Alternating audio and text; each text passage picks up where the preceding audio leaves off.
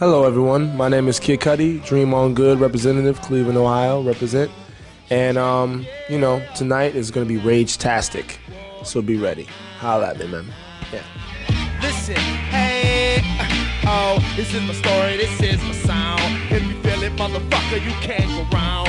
To the screw-face niggas, what you on? Get off that, get it, go, the folks down.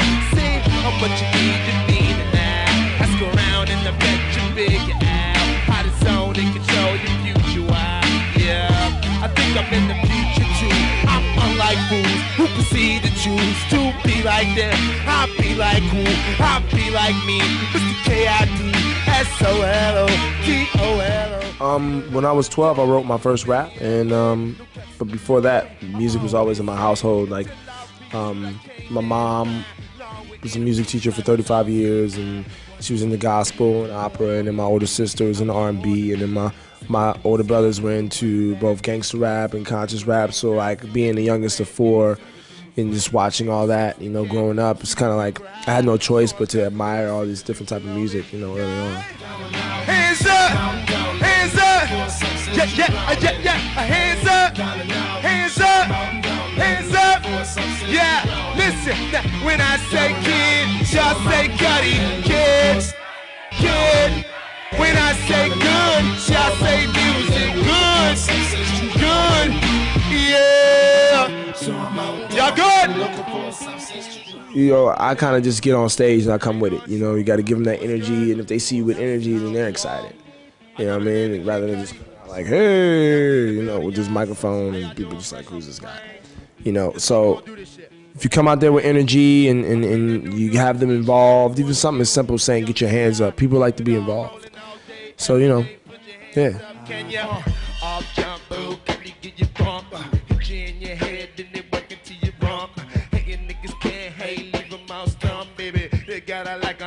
Call me Obama, not the hype beast, while you beast for the hype, baby. See, I'm the underdog story of my life, man. Matter of fact, I dreamed that I lived twice. Once as a slave who imagined being free and made it out happy for his family in the sea. And now me, you can call me Mr. Friendly. One life to live, but no acting like my nigga friendly. Can't stand evil bitches with they Fendi. All they do is envy, butt up on my loins. I give you options, baby, flip a coin. You give McDonald's, we get the sirloin. Hey, am I macking? They asking, hands up, do we love ya? Hey, do we love? Hands up, do we love ya? The whole album was like you know, the opportunity to do an album is like you're looking at this blank canvas and how you're gonna fill it up. You know what I mean? How you're gonna paint on it. There's so many different ways you can attack it, and you know, even with the album, we had so many extra songs that we just had to cut out because to me it just didn't have the story flow properly. You know, and that's important, is to make sure that the story flows. And I didn't want to have any moment where people wanted to skip a song. You know, I think that's the best albums where you can just let it play no matter where you're at, just let it rock. I never want anybody to like skip. You know what I mean? Let's see how you guys like this one. I'll make her say. What? When I make her say. What up? Well, that was Kanye's idea, actually. And, you know, I heard the original Poker Face, and I was like, man, somebody should rap on this. And Ye was like, I was thinking about that, but I actually have another idea because I saw this acoustic version that she did on YouTube. And he showed it to me the next day in the studio, and then he immediately starts, you know, stripping the audio, sampling from the YouTube. That's straight from YouTube. That like straight up.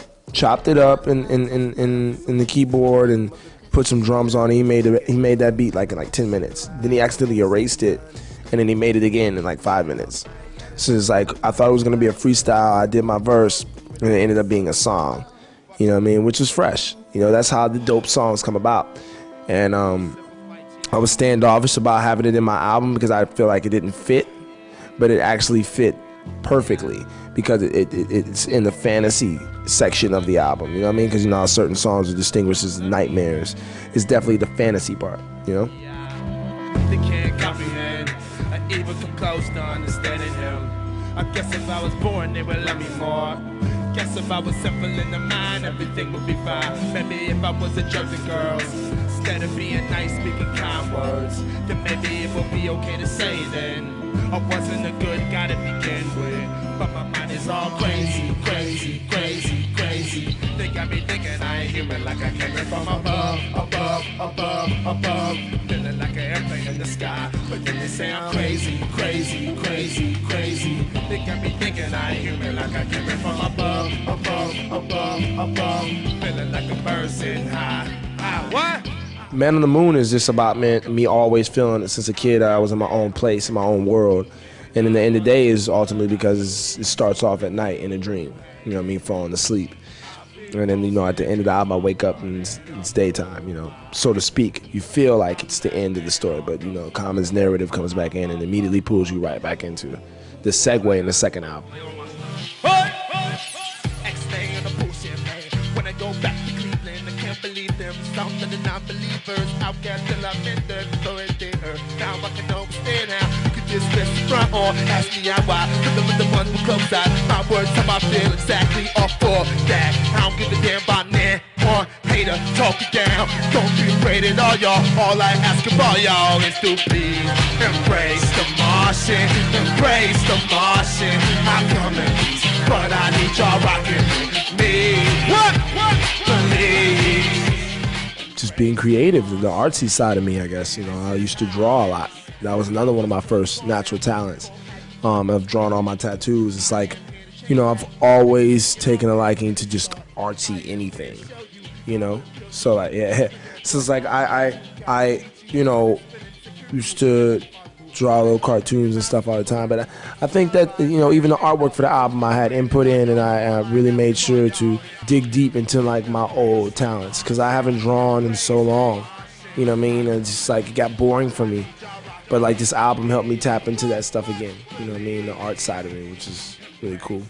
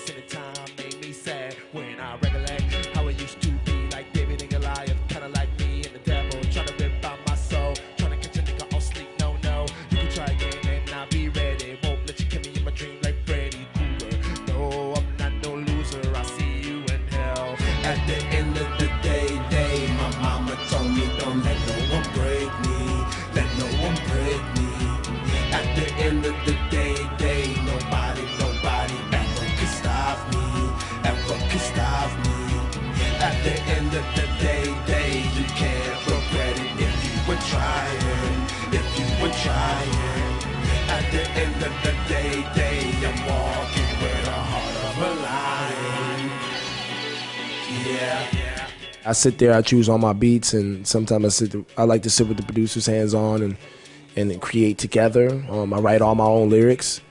I think that's important to tell the stories, to write your own stuff, you know.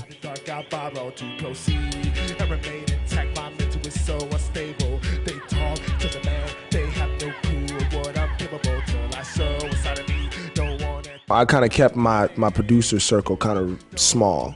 I didn't want to like get that budget and be like, all right, I'm gonna get all these other different producers, because I felt like it's important as a new artist to establish your own sound, because you don't ever get that chance again. You know what I mean? You can't come in the game and conform to everybody else's sound, and then second album you're trying to create your sound, and it's like people like whatever. First impressions are really important. So.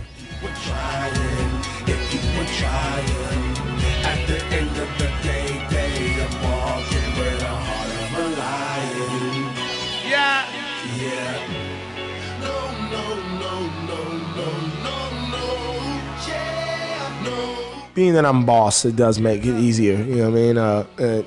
And I think our situation was very interesting because we were the commanders of our own destiny. We were becoming a household name before the deal. You know what I mean? People knew of Kid Cudi before like any major anything across the world.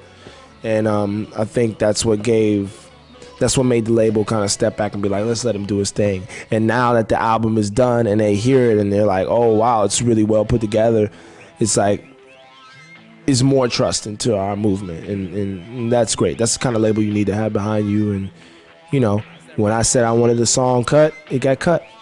The label never even heard those songs. You know what I mean? That's how kind of close we kept our team, you know what I mean? And you know, if we didn't want nobody to hear it, nobody heard it. Crush a bit, little bit, roll it up, take a hit, feeling lit, feeling right, 2 a.m., summer night, I don't care, hand on the wheel, driving drunk, I'm doing my thing, rolling the Midwest side and now, living my life, getting my dreams, people told me slow my roll, I'm screaming out, fuck that, I'ma do just what I want, looking ahead, no turning back, if I fall, if I die, no I live it to the fullest, if I fall, if I die, no I lived and missed some bullets, I'm on the pursuit of happiness and I know everything that shine ain't always gonna be gold, hey, I'll be fine once I get it, I'll be good.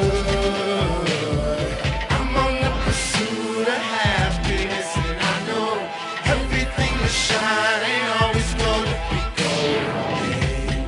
I'll be fine once I get it. I'll be good.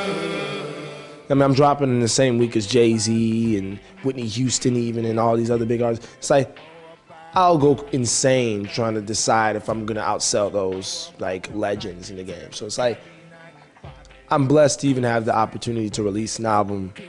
I think I gave it my all. It's a great piece of work. For my first album, it's just like, for it to be exactly how I wanted it, it's a blessing in itself. So it's like, whatever. You know what I mean? Like, if it sells, amazing. If not, amazing. I still dropped an album. You know what I mean? And that's something that a lot of people don't have the opportunity to do. You know? So it's all blessings at the end of the day. Back up in the floor like a papa nigga should be. Never ever was a sinner, coulda, woulda type. I am controlling what the people say that I know, not the label, this is a dream on. Play my song so you can witness what I'm on. Besides 808s, how can I wait? When you hear my album, it won't be a thing in the day. Yes, I'm dumbing, I'm kicked on strumming. I'm in the product of a suburb, a stone cold borough. Next year, I'm trying to get it, like, I want the album to live for a couple months, and plus I'll be shooting the show that I'm doing in September, so top of the year after my little vacation, we'll try to set that up, man. I wanna definitely do, like, I wanna do a world tour, because I feel like the album is gonna be successful enough where we could do like a world tour, where we don't have to separate Europe and the States, like we just do it all together. You know, so that's my main goal. Let's see what happens. Man on the Moon, End of Day tour, maybe? I don't know. You tell me, guys. Yeah.